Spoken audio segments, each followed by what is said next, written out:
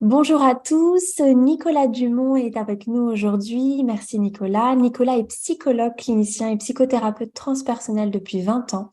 Il est également praticien en chamanisme, créateur de l'hypnose ericksonienne, transpersonnelle et formateur en psychothérapie transpersonnelle. Bonjour Nicolas, merci encore d'être avec nous aujourd'hui. Bonjour Maïfra. Première question pour commencer cette interview. Quelle est, pour commencer, ta définition du mot abduction? Bon, l'abduction désigne simplement l'expérience d'enlèvement par des aliens. Voilà, le mot abduction vient de l'anglais qui veut dire enlèvement. Dans la réalité clinique, les personnes vivent tout un tas de types d'expériences. Centralement, quand on parle d'abduction, c'est vraiment la question de l'enlèvement. Le scénario type étant, bon, en fait, il y a plein de scénarios, hein, mais on va dire un peu un scénario prototypique pour se donner une représentation. La personne qui est classiquement endormie dans son lit, réveillée en pleine nuit par soit des manifestations, des bruits dans la maison ou une lumière qui envahit la chambre, se retrouve paralysée, voit des êtres de nature alien ou extraterrestre dans la présentation classique autour d'elle. Euh, voilà, donc je dis, elle est paralysée, elle va être prélevée de son lit, elle va se retrouver à l'intérieur de ce qu'on comprend être le vaisseau, hein, voilà, un milieu généralement très épuré, dans lequel elle va vivre des expériences médicales de différents types. Ensuite, il y a une perte de connaissance, elle reprend conscience généralement à l'intérieur de son lit, voilà, dans un état de choc avec différents types d'empreintes, d'ailleurs d'expériences, soit des empreintes psychologiques sous forme de, oui, d'un état de choc, pas toujours un état de choc, hein. Il peut y avoir différents types de réponses, parfois des empreintes sur le corps, parfois même des prélèvements de peau, des marques géométriques sur le corps, des marques aussi dans l'environnement. Ça peut être par exemple, je sais pas moi, se retrouver dehors, se réveiller mais dehors alors que la porte, l'ensemble de la maison est fermée de l'intérieur. Voilà, ça peut être des déplacements d'objets dans la maison. Après, il peut y avoir aussi des désordres de type énergétique dans la maison, enfin tout un tas de conséquences. Voilà un peu le scénario prototypique, on pourrait dire presque le scénario archétypal, hein, puisque en fait, en réalité, il y a tout un tas de types de scénarios. La personne peut être tout à fait réveillée au volant de sa voiture, voir un ovni, être témoin d'un ovni, et puis vivre une expérience d'abduction. La personne peut être en balade, voilà, voir au loin un ovni, et puis voilà, vivre une expérience d'abduction. Donc ça peut se passer dans vraiment tout type de circonstances. Ça peut aussi concerner d'autres expériences que l'enlèvement à proprement parler. On va mettre, disons, cette catégorie abduction, l'enlèvement, parce que centralement, c'est connu comme ça, mais il peut y avoir d'autres formes de contact où la personne n'est pas enlevée, prélevée de son environnement. Voilà, on va le faire rentrer dans ce terme-là, en fait. Je tiens à préciser aussi que le scénario de l'enlèvement lui-même évolue dans le temps. Du coup, voilà, on peut passer d'un scénario d'enlèvement vers d'autres formes d'expérience. Voilà. Et dans ton dernier livre, Clinique des abductions, et dans certaines interviews, tu parles souvent d'intrication psychique. Qu'est-ce que du coup, enfin voilà, est-ce que tu peux nous dire quelque chose sur ce sujet? Oui, alors, disons que si je le restreins un petit peu dans la question ufologique d'abord, parce que là, je dirais un des premiers champs dans lesquels cette notion a paru intéressante, c'est dans le champ ufologique, mais pas que. En fait, je vais un peu me centrer sur des formes d'expérience qui hybrident en quelque sorte une expérience matérielle. Ça veut dire on sait qu'il y a une matérialité de l'expérience. Il y a par exemple, imaginons, je vais un peu fort là, mais par exemple l'OVNI, il y a un tracé radar, enfin il y a un relevé radar. Il y a beaucoup de types il y a plusieurs personnes qui vont l'observer, mais le récit de l'expérienceur, il y a des éléments qui sont vraiment absurdes dans le récit. Aimé Michel parlait du festival de l'absurdité. Tous les ufologues connaissent très bien ça, tout un tas de déformations du récit qui ont créé beaucoup de questionnements, parfois même un peu de censure de la part des ufologues qui pouvaient être gênés des aspects grotesques du récit qui disqualifiaient d'une certaine manière la thématique ovni. Et moi, en tant que psychologue, quand j'ai commencé à entendre les récits, pas que ufologiques, mais disons là, ufologiques, ces déformations pour une oreille psy, bon, c'est un trait de l'onirisme. C'est-à-dire que c'est un trait qu'on retrouve dans le rêve, c'est un trait qu'on retrouve dans les états modifiés de conscience, c'est un trait assez classique. Et j'étais moi assez surpris de le retrouver dans le champ ufologique parce que je connaissais pas moi le champ, enfin je le connaissais un peu comme ça, comme un, voilà, un passionné naïf, on pourrait dire, de l'extérieur, sans avoir vraiment plongé dans la complexité, le dédale de l'ufologie. Mais par rapport au premier témoin, c'est là où j'ai perçu effectivement que ce champ-là était présent. Voilà. Et j'ai pas vu ça comme un festival d'absurdité, mais plutôt vraiment comme des écumes, en quelque sorte, de la psyché du témoin, à l'intérieur même du contenu de l'expérience. Alors même que je comprenais bien que, enfin, je saisissais bien qu'il y avait une altérité dans l'expérience. Il y a un autre dans l'expérience, mais cet autre est complètement déformé. Voilà. Et la notion d'intrication quantique, psychique, pardon, elle est venue un peu en miroir de la question de l'intrication quantique, où deux particules qui se rencontrent restent liées, hein, c'est-à-dire dans l'intrication quantique, deux particules qui ont un lien, quelle que soit la distance, ce qu'on fait subir à l'une va impacter en fait sur l'autre. Là, cette dimension d'intrication psychique, elle joue à plusieurs étages.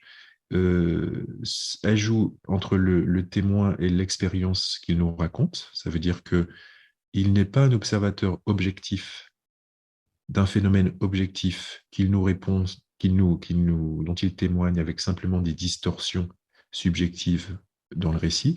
Il nous parle d'une expérience dans laquelle il est profondément impliqué et dans lequel ce qu'il observe a à voir avec lui.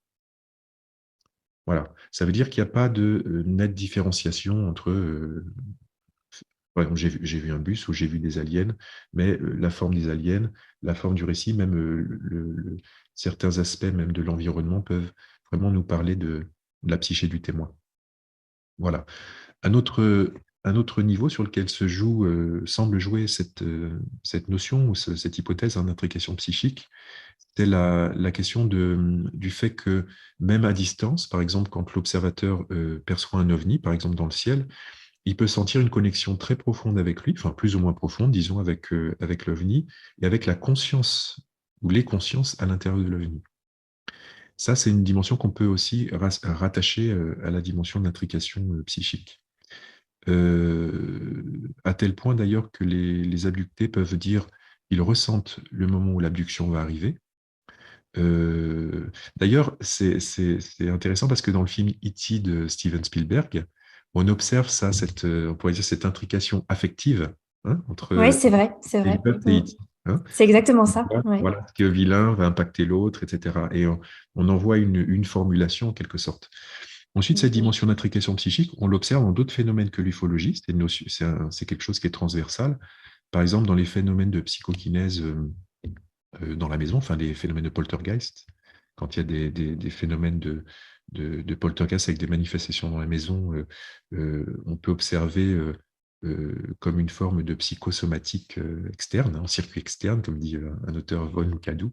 Ça veut dire que les dimensions émotionnelles se jouent dans la maison elle-même. On peut l'observer aussi dans d'autres types de phénomènes comme les objets rituels, par exemple. Ça veut dire comment un objet, dans un cadre rituel, là je focalise un petit peu sur le chamanisme, mais on pourrait parler de la sorcellerie, on pourrait parler vraiment d'autres gammes de phénomènes dans lesquels il semble y avoir une manipulation, en quelque sorte, une science, de créer des intrications psychiques ou spirituelles qui fait que ce qui arrive à un objet, bah, on peut penser au vaudou, hein, par l'image un petit peu voilà, stéréotypique quoi, du vaudou. La poupée vaudou fonctionne par intrication, hein, puisque justement on met des cheveux ou de l'érodure d'ongles ou je ne sais quoi, moi je ne connais pas bien le vaudou, mais ce qu'on fait subir à la poupée, voilà. Bon, ça c'est un peu une image collective, je ne sais pas à quel point elle est vraie d'ailleurs, mais qui nous parle aussi de phénomènes d'intrication créés là dans des dispositifs rituels. Voilà un peu cette notion d'intrication. Et alors là, on va parler d'une étude qui a été faite sur un ensemble de modalités de contact avec des formes d'intelligence non humaine. donc tels que des abductions, des contacts télépathiques, etc. C'est un sondage qui a été fait en août 2013. C'est un double sondage quantitatif qui totalise 551 questions au total, 70 questions ouvertes. Qu'est-ce que tu peux nous dire sur ce sondage? Bon, d'abord, disons, les deux observations qui vont attirer notre attention pour la question de l'abduction, c'est d'abord que très massivement, les expérienceurs décrivent des expériences qui sont positives dans l'expérience et positives dans l'impact de l'expérience qu'elles ont dans leur vie. D'autre part, la plupart des expérienceurs souhaitent que ça continue. Et on a une minorité, je crois que c'est 9%, quelque chose comme ça dans l'étude, où les expérienceurs parlent d'expériences négatives, voilà, avec plutôt C'est ça, ouais. une envie que ça s'arrête, etc. Donc, ça, cette première étude, enfin, ce premier point d'observation, c'est une expérience décrite positivement avec un impact positif, déjà, va tout à fait dans le sens des observations des cliniciens, comme John Mack, en premier lieu, puisque John Mack était le premier à observer ça, enfin, le premier clinicien à observer ça. Voilà, et moi-même, dans mes travaux et mes observations, j'observe la même chose, en fait. Mais je vais parler des conditions. Le deuxième, et par exemple, ça vient contredire des auteurs comme David Jacobs, qui a une interprétation très négative, très paranoïaque ou paranoïde de l'expérience, quoi. Donc voilà, les statistiques viennent un peu à grands chiffres démentir ça. Le deuxième point d'observation, c'est que c'est sur la nature de l'impact des expériences de contact avec des entités aliens, disons, sur la personne, puisque ça décrit des changements de nature psychospirituelle chez la personne, augmentation de l'altruisme, désengagement des valeurs matérialistes, conscience écologique, etc., etc. Et pour commenter ce point-là, moi, ce que je dirais, c'est que, bon, on l'observe chez les abductés, mais là aussi, c'est transversal. On ne l'observe pas que chez les abductés, on l'observe aussi chez les personnes qui ont vécu des expériences de mort imminente. On l'observe chez les personnes qui ont vécu un éveil de Kundalini. Je parle des expériences bien intégrées, hein, parce que une expérience de mort imminente, une expérience de mort imminente mal intégrée ou une expérience négative, voilà, va pas donner les mêmes impacts. Une personne qui a vécu une expérience d'initiation chamanique sur la durée, ou de psychothérapie transpersonnelle, enfin, voilà. Moi, ce que je veux commenter là-dessus, c'est que ce n'est pas spécifique de l'abduction, et en fait, de quoi il s'agit, de mon point de vue, il s'agit du visage humain. C'est-à-dire, qu'est-ce que c'est qu'un humain qui a été en relation avec des niveaux spirituels de la vie. Spirituel et pas à entendre de manière religieuse, hein.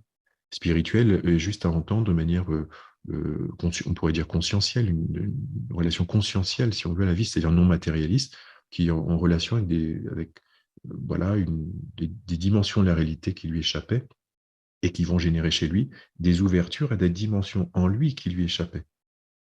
Et c'est cette ouverture du cœur, cette ouverture de l'être qui fait que nous allons révéler un visage humain qui finalement est le même, quel que soit le niveau d'expérience, que ce soit expérience de mort imminente ou autre. Ça crée une évolution spirituelle qui crée, bon, oui, un visage humain où il y a une conscience de l'interdépendance, qui est une loi fondamentale quand même de la vie, l'interdépendance de toute chose, toutes les traditions nous en parlent.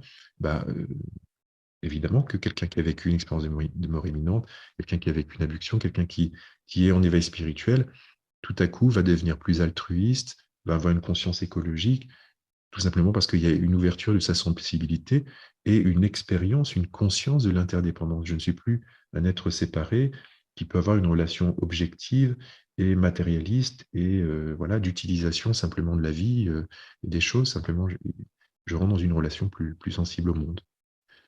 Voilà ce que je pourrais dire sur cette étude. Alors du coup, bon, ça répond plus ou moins, je pense, à la prochaine question qui sont par rapport au territoire du contact. Donc on définit 5 territoires de contact. Nicolas, n'hésite pas à me contredire si après. Mais il y a un premier territoire donc sur le plan de la réalité matérielle, le second sur le plan de la réalité psychique, troisième sur des plans éthériques, le quatrième sur des plans astraux et le dernier, le cinquième, sur des territoires hybrides. Donc, selon toi, sur quel territoire se situerait le contact? Plutôt matériel ou plutôt psychique ou autre? Alors, tous les territoires. En Tous fait, les territoires. oui, donc dans l'ensemble D'accord. des expérienceurs que j'ai rencontrés, justement, au départ, je m'attendais, moi, à rencontrer un peu du Tollet-Boulon, Mm, Chéréance. Quand mm. j'avais lu d'ailleurs John Mack, le premier bouquin sur les enlèvements, quand je suis rentré dans la thématique des abductions, voilà, je m'attendais vraiment à ça, du Chéréos, quoi, hein. Et en fait, je me suis rendu compte que c'était beaucoup plus euh, oui, complexe que ça, il y a tout un tas de formes d'entrée dans l'expérience, et puis il y a tout un tas de formes de témoignages. Alors du coup, je me suis dit, essayons de cartographier les territoires de contact où se passe l'expérience d'abduction, puisque j'ai un témoin devant moi. C'est quand même ma spécialité en tant que psychologue, les territoires psychiques, d'iterner, de mettre du discernement sur mais de quel niveau de réalité cette personne me parle. D'accord? Alors, en Occident, on est passionné, enfin passionné, structuré plutôt, on est structuré à discerner notre réalité en la bipolarisant en c'est objectif ou c'est subjectif. Donc c'est matériel ou c'est psychique. C'est du tollet-boulon ou c'est symbolique. Et d'ailleurs, on retrouve cette guerre chez les ufologues, puisqu'il y a les tollet-boulons, puis il y a voilà, les paradigmes conscientiels.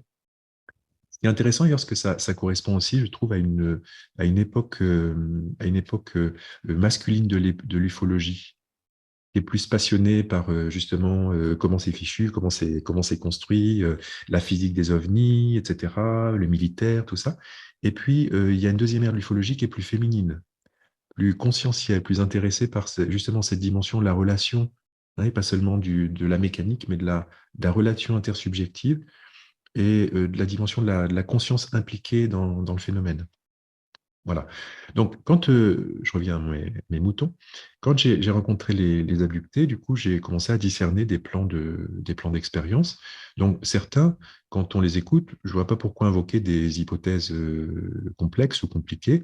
Ça semble matériel. Ils nous décrivent une expérience de rencontre alien euh, qui les a fortement impactés. Et quand ils me décrivent l'environnement dans lequel ils étaient, il y a tout un tas de détails dans leur façon de non seulement de me décrire la maison qu'ils vivent, les détails, etc., de leur environnement, des détails sensoriels, par exemple. Je pense à un qui il se lève en pleine nuit, il me dit je sens le carrelage frais sous mes pieds. Ça, c'est des petits détails auxquels forcément on ne prêterait pas attention si on ne le vivait pas vraiment. Vous voyez, voilà. Et puis quand je lui dis mais comment tu te sentais, enfin, j'explore son état de conscience pendant l'expérience, je vois bien qu'il est adapté à ce qui se passe. Il n'est pas en état modifié de conscience, il n'est pas en état élargi de conscience, il n'est pas dans un autre plan de réalité. Tous les indicateurs montrent qu'il est dans son corps, en relation avec son chez lui, etc. Et là, il va voir un alien. Et là commence une rupture de son expérience, un état de choc, une sidération, choc, et l'expérience qui vient. Donc là, ça semble se passer sur le plan matériel. Il n'y a pas trop d'onirisme dans l'expérience. Enfin, a priori, moi, je ne vois pas pourquoi invoquer ça dans ce qu'il me raconte. Voilà. Mais il y a d'autres territoires. Le deuxième territoire, ce sont les expériences, par exemple, vécues en rêve. Et là, on pourrait dire, bah oui, mais alors, si rêve, pourquoi ce serait vrai?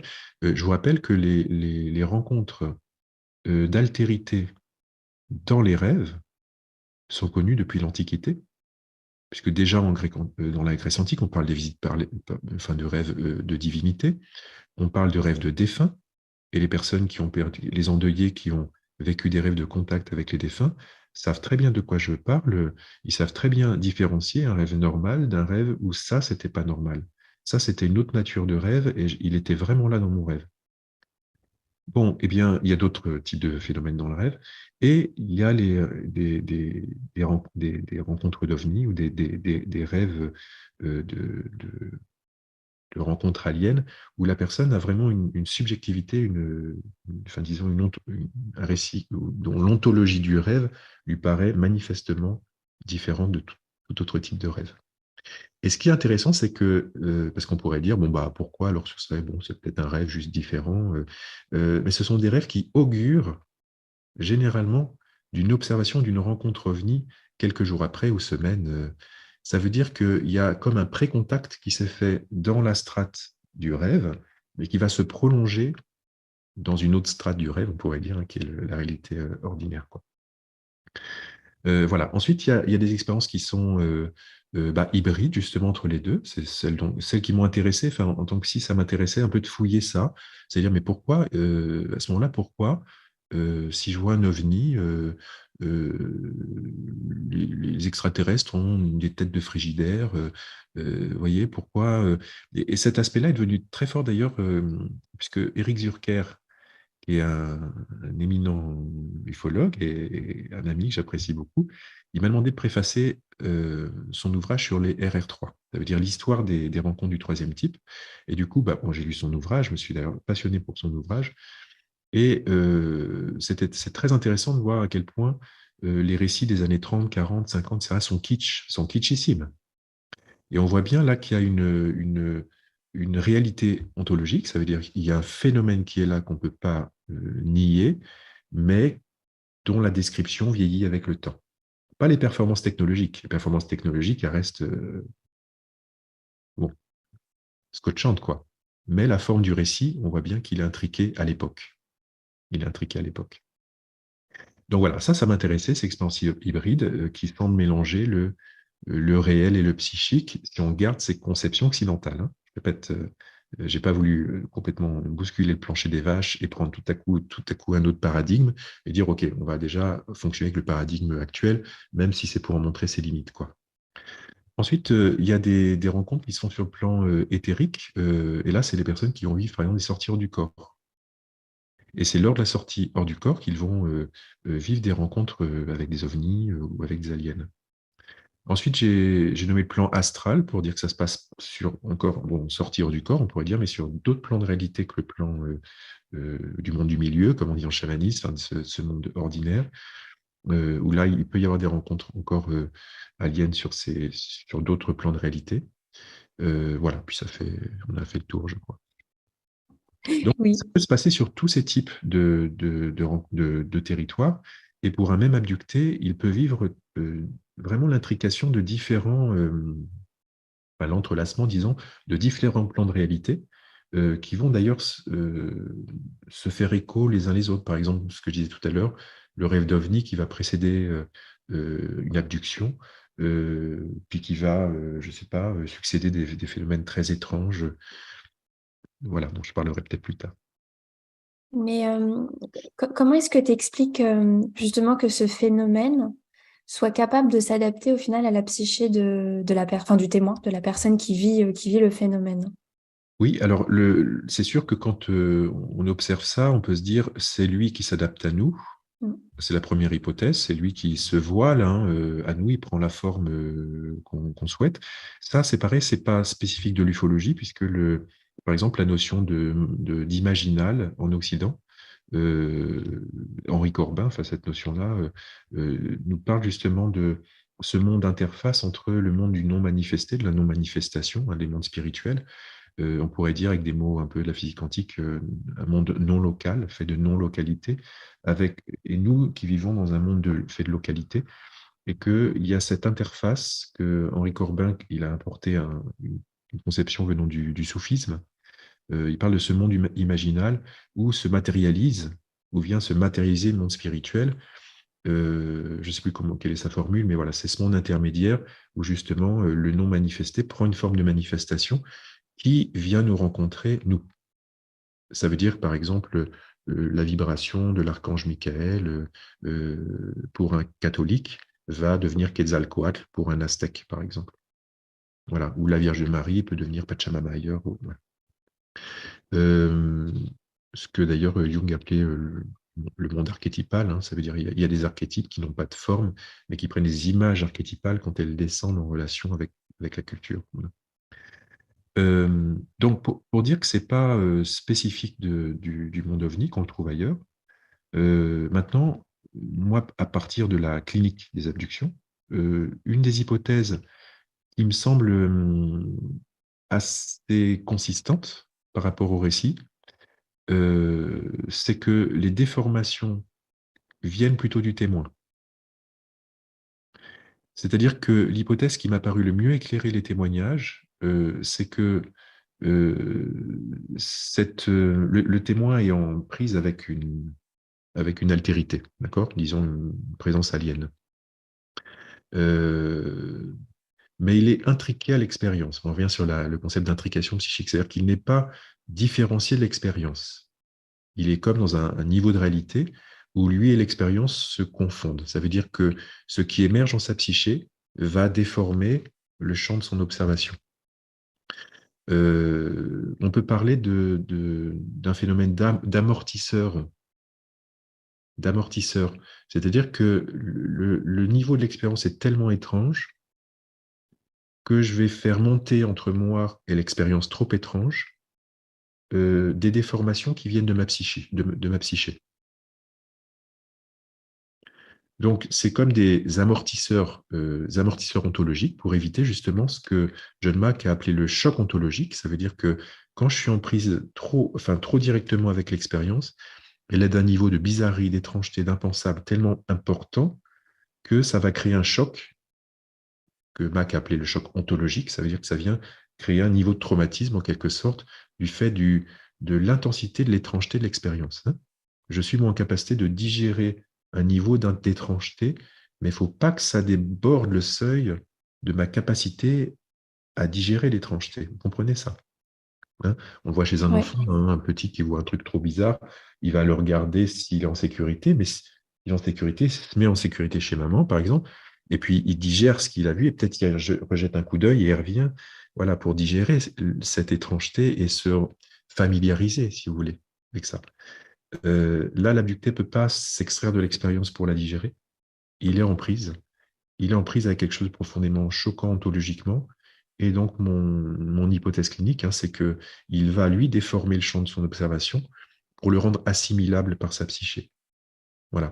Et alors, Mhm. après, on pourrait me dire, mais pourquoi c'est possible? Enfin, comment c'est possible de faire ça? Et bien, c'est là que c'est intéressant, parce que je me suis posé cette question, évidemment. Je me suis dit, mais dans la vie de tous les jours, on ne déforme pas le monde comme ça. Ces phénomènes d'hallucination, ils sont psychotiques. Or, les abductés ne sont pas psychotiques. Alors, pourquoi ils déforment le champ comme ça? Alors, je me suis gratté la tête, et c'est Philippe Guillemont qui m'a donné la clé. Donc, le fameux facteur dose. Oui, oui, oui, effectivement, en quelque sorte, enfin Ouais. en partie, disons. Philippe Guillemont, l'hypothèse en tant que physicien qu'il propose, c'est que la technologie, disons, qui serait à l'œuvre chez les ovnis, serait une macrobulle quantique. Et cette macrobulle quantique génère du coup ce facteur OSE, mais va générer justement, c'est-à-dire qu'elle va englober l'expérienceur, elle va englober l'expérienceur dans une macrobulle quantique. Alors, je ne sais pas si j'explique cette macrobulle quantique, enfin, je crois que Philippe sera le mieux placé pour le définir. Disons que ce que dit Philippe, c'est que, et je vais l'expliquer comme un psychologue, c'est avec mon niveau de compréhension de psychologue, c'est que dans le champ de cette macrobulle quantique, à l'intérieur, ça fonctionne selon les lois de la physique quantique. Alors, on n'a pas, nous, d'observation, enfin, les physiciens n'ont pas d'observation de ce qui se passerait dans une macrobulle quantique. Bon, Philippe Guimont pose l'hypothèse que bah, ça se passerait comme nous racontent les expérienceurs. Voilà. Alors, justement, quelque chose qu'ont dit les physiciens quantiques, c'est qu'il y a une intrication entre l'observateur et la particule, là aussi. Ça veut dire que ce qu'il observe est impacté, ce qui est observé est impacté par l'observateur. Le fait même qu'il y a un acte d'observation impacte sur ce qu'on observe en gros. Eh bien, c'est là où le psychologue est entré en scène, je dirais, en disant, mais dans une macrobulle quantique, ça me donnerait complètement le contexte explicatif de pourquoi est-ce que la scène est psychédélique. C'est une autre façon de le dire, c'est que la scène est psychédélique. C'est comme si elle rendait psychotique le témoin. Enfin, pas tous, certains témoins, disons.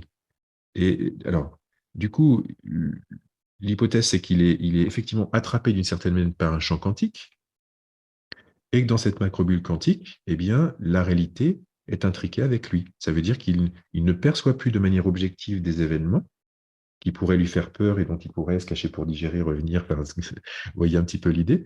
Non, pas du tout. Quand il le voit, il ne peut pas s'en extraire et il va déformer le champ de son observation À partir de quoi? De ces matériaux émotionnels. Voilà, ces noyaux émotionnels, ils viennent, ils font comme des écumes en quelque sorte.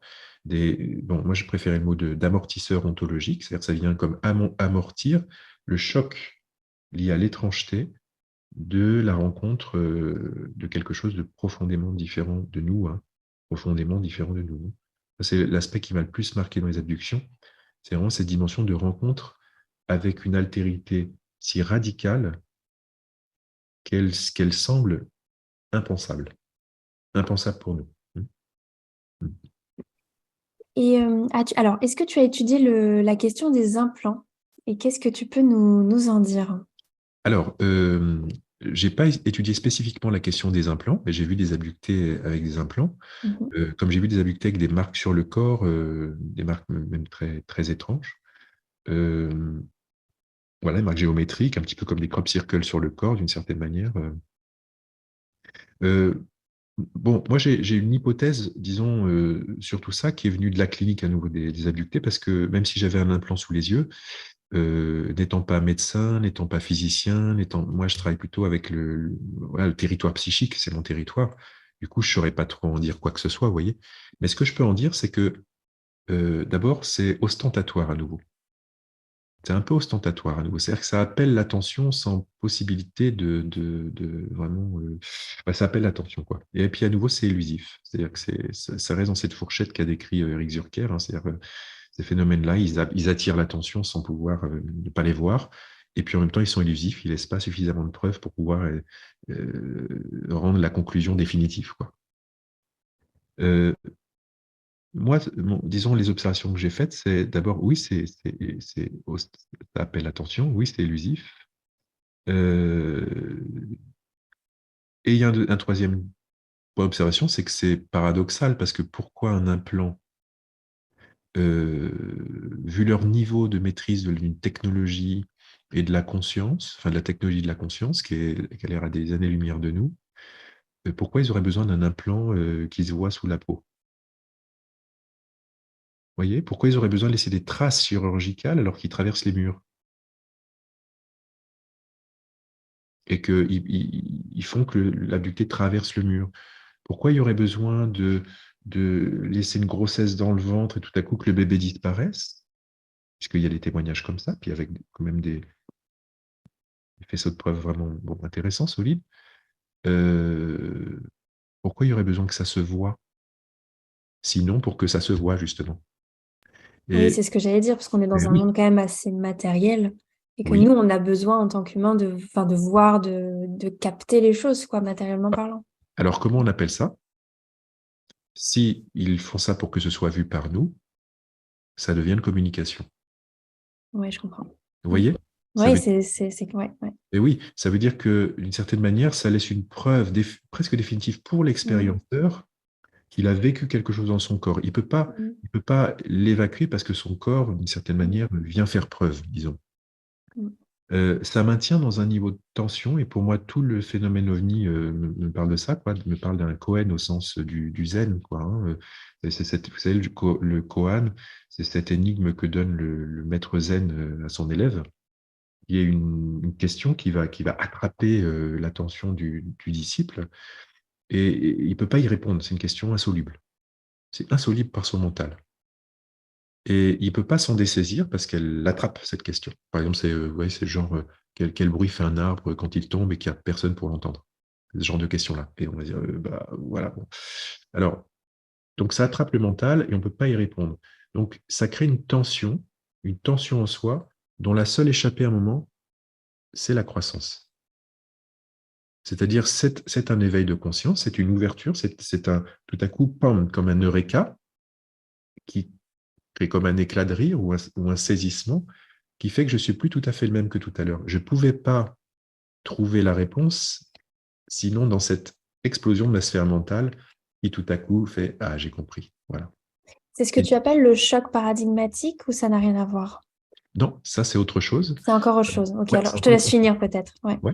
Et du coup, pour moi, toute la communication des UFO, disons-le comme ça, nous place toujours dans ce niveau de tension. Ça veut dire quand Éric Durkheim dit c'est ostentatoire, ça veut dire effectivement, c'est clair, cette signature, elle est évidente, et ça appelle l'attention, mais ça laisse pas de preuve, ou ça laisse une preuve toujours discutable, mais ça maintient toujours l'auditoire, d'une certaine manière, dans une tension de suspense, une tension de suspense qui nous fait grandir, qui nous fait grandir. Et j'observe autre chose, c'est que ça nous fait grandir. Alors, il y a un statisticien qui a montré qu'il y avait un rythme, et je crois que, enfin voilà, un statisticien qui a montré qu'il y avait un rythme pédagogique d'une certaine manière dans les grandes vagues d'OVNI, qui suivaient comme une espèce de rythme pédagogique. Et moi, Michael Vaillant, peut-être, tu parles. Michael Vaillant, voilà. Et moi, j'ai observé au niveau qualitatif, pas quantitatif, qualitatif, que la zone d'observation se situe dans ce qu'en psychologie, on appelle la zone proximale de développement. Ça veut dire quoi? Ça veut dire que, bon, c'est une notion très simple, hein. C'est qu'un enfant, en gros, qui est en CP, on ne va pas lui apprendre les équations parce que s'il n'a pas encore appris les chiffres et les bases des maths, ce qu'on lui apprend est beaucoup trop haut, quoi. Voilà. Et s'il sait déjà faire les calculs et qu'on lui apprend l'alphabet 1, 2, 3, c'est trop bas, quoi. Il va pas accrocher, il s'en va, vous voyez. Donc la zone proximale de développement, c'est cette zone ou qui va me mettre en tension suffisante pour me faire avancer, mais où je suis en capacité d'avancer, de digérer l'information et de progresser. Voilà. Et qualitativement, ces observations nous tombent sur cette zone proximale de développement. Alors, on peut le discuter parce qu'il y a plein de choses à dire à ce niveau-là, mais sur le plan collectif, c'est Eric Zurka à nouveau qui me pointait ça. Il me disait il y a à peu près 10-15 ans d'évolution technologique, enfin, oui, d'évolution technologique, entre les observations d'OVNI et puis les OVNI qu'on observe. Je ne sais pas si j'étais clair. C'est-à-dire la technologie qu'on Si, observe, si, par ouais. exemple, dans les années, je ne sais plus, 40, on va dire, on voyait plutôt des espèces de ballons ballons, je sais plus comment on appelle ça, des zeppelins, voilà, qui correspondaient bon, en même temps à l'actualité. Bon, je ne peux plus vraiment donner d'exemple, mais voilà. Bon, cette zone proximale de développement, elle est là aussi dans les expériences, ou en tout cas, elle me semble là dans les expériences, qui, pour moi, montre, oui, qu'il y a une espèce d'attention à maintenir toujours l'attention qui nous fait aller un peu plus en avant. Voilà. Qui attire notre attention quelque part et nous met dans une direction, une tension de direction. Voilà. Et alors justement, donc, pour revenir à ce choc paradigmatique, est-ce que tu peux, non, de ce que j'ai compris, donc c'est le fait qu'on soit confronté, enfin qu'un abduqué, enfin que quelqu'un, un témoin qui vit ce phénomène du moins, soit confronté à une espèce qui soit plus intelligente, plus évoluée que lui. Et qu'est-ce que tu peux nous dire sur justement ce choc que ça procure en fait chez le témoin? Ouais. Voilà, ouais. Il y a plusieurs niveaux de traumatisme ou de choc dans une expérience extraordinaire de manière générale et en particulier dans l'abduction. Le choc ontologique, c'est la nature même d'étrange et notre seuil de tolérance à l'étrangeté, d'intégration de l'étrangeté qui est explosé en quelque sorte dans un choc, jusqu'à un trauma ontologique, hein, ça existe. Et le niveau de ce qu'on appelait le choc paradigmatique, il va de la tension paradigmatique à l'effondrement ou au choc paradigmatique. Là, c'est plutôt l'étage cognitif. Ça veut dire dans ma représentation du monde, c'est ma représentation cognitive du monde qui est en tension, choquée ou qui s'effondre. Par exemple, si pour moi, les ovnis n'existent pas, que je suis prof d'astrophysique et je dis de tous mes élèves que c'est n'importe quoi, que c'est impossible, parce que toute la physique, toute ma science me démontre que c'est impossible, et tout à coup, je suis dans mon jardin et je vois un ovni. Alors, il peut y avoir un choc ontologique, hein, au niveau de l'étrangeté, mais il y a un choc paradigmatique ou une tension paradigmatique qui peut être vraiment l'explosion de toute ma vision du monde, qui peut me Oui, un conduire effondrement, quoi. jusqu'à un effondrement, exactement, Mm. de mon paradigme, hein. Et ça, l'effondrement paradigmatique, c'est vraiment très douloureux. D'ailleurs, ça a été pointé par différents ufologues, d'ailleurs, que cet effondrement paradigmatique serait très probable s'il y avait un contact direct. Imaginez, on dit toujours, mais il faudrait que les ovnis se posent à la Maison Blanche ou je sais pas où, sur les Champs-Élysées, pour que voilà, il y aura enfin le contact. En fait, ça créerait plein de niveaux de choc ontologique, ça c'est sûr, mais aussi un choc paradigmatique, parce que c'est pas seulement dire les extraterrestres existent, D'ailleurs, quand on dit ça, bon, on ménage notre perception de la réalité, hein, parce qu'on se dit qu'ils sont sur d'autres planètes, qu'ils arrivent, mais en fait, moi, toute la clinique des abductions me ramène à l'idée que non, c'est notre conception de la réalité qui va. Imaginons qu'on vit dans Matrix, vous voyez, et que c'est Morpheus qui arrive et qui nous dit prends la petite pilule, tu vas voir ce que c'est ton choc paradigmatique et ton choc et tout, hein. C'est-à-dire que là, il y a un renversement de notre perception de la réalité qui est passé de une conception, c'est plus que la Terre est plate à la Terre est ronde. C'est la Terre est plate à bon, elle est multidimensionnelle, quoi. On va dans le Docteur Strange. Donc, vous voyez, donc c'est quand même des sacrées ruptures. Et du coup, pour les expérienceurs d'abduction, c'est un sacré chemin.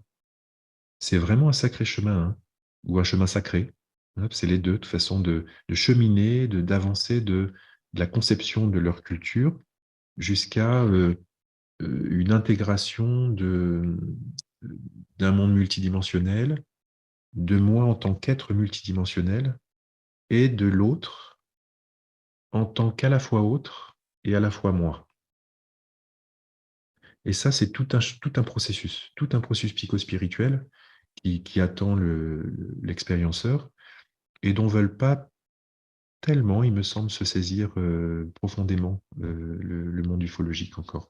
Ils voudraient, il me semble, hein, je vais peut-être pas me faire des copains, peut-être un peu trop ramener ça dans une compréhension intellectuelle qui calmerait le mental, parce que tout à coup, ah voilà, ça y est, on aurait compris par la physique ou par je ne sais quoi, et ça m'éviterait un chemin personnel, confrontant, de ma relation au réel, de ma relation à l'autre. Et là, c'est beaucoup plus, voilà, bah, c'est engageant, quoi. Bah, rester dans la maîtrise, de toute façon, c'est rassurant aussi. Voilà, exactement. Dernière petite question, Nicolas. Question assez ouverte en fait. Est-ce que tu as quelque chose, toi, à ajouter, quelque chose d'important que tu aimerais nous partager, tout simplement?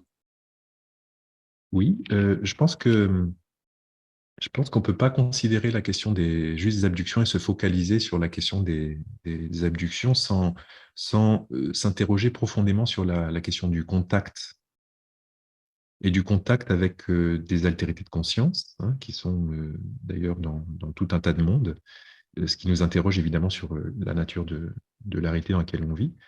Et là-dedans, je voudrais situer que pour moi, cette question ufologique, c'est pas un détail de l'histoire et c'est pas un petit thème dans le développement de notre humanité. Quand je regarde le développement d'un enfant, tout simplement d'un enfant, hein, de l'âge bébé, même intra-utérin, jusqu'à son âge adulte actuellement, parce que sommes-nous adultes? Ça reste à prouver, hein. On a l'impression, quand on nous regarde, on est dans un monde fait d'adolescents qui consomment la planète, qui ont une chambre bordélique, presque insalubre. Voilà, et c'est là où on vit, quoi. Et ça, c'est ce qu'on en fait, ce qu'on fait notre système collectif humain, c'est là où il en est, en fait. Et euh,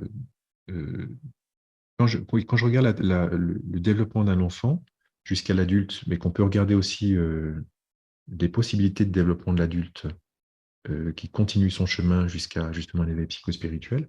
Donc la route, il y a encore du chemin, il y a collectivement du chemin. Et cette question de la rencontre de l'altérité me semble évidente dans le développement de toute civilisation planétaire, comme elle l'est chez un enfant. Ça veut dire un enfant, à un moment, il est plutôt protégé de la question de l'autre, hein, il les rencontre mais de manière extrêmement filtrée par la mère. Et puis à un moment, il va vivre d'ailleurs tout un processus de construction de sa représentation de l'autre. Parce que si vous vous intéressez un petit peu à la psychologie et comment on construit le fait de pouvoir être en relation avec un autre, en fait, ça prend des années chez un enfant, hein. Et il y a plein d'adultes, y compris dans la vie quotidienne, hein, je parle pas de cas psychiatriques, ils ne savent pas du tout être en relation avec un autre. Déjà, le regarder dans les yeux, des fois, c'est difficile, hein. Et de l'écouter en tant qu'autre, dans sa subjectivité, pas dans je fais un objet de toi qui me frustre ou qui me contente, et puis je te consomme, et puis je te laisse, et puis je te fais dire ce que j'ai envie, je prends de toi ce que je te consomme en fait, je prends ce que je veux. La relation intersubjective, une relation réel, c'est pareil, on peut être dans un échange de pensée, un échange mental sans jamais se rencontrer, hein. C'est pas ça la rencontre. Pour pouvoir rencontrer un autre, ça veut dire que ça implique de l'intimité, et que ce chemin de rencontre avec une intimité, c'est un chemin qui est impliquant. C'est impliquant de l'intimité, hein. Et la rencontre alien, elle est très impliquante. Elle est très impliquante.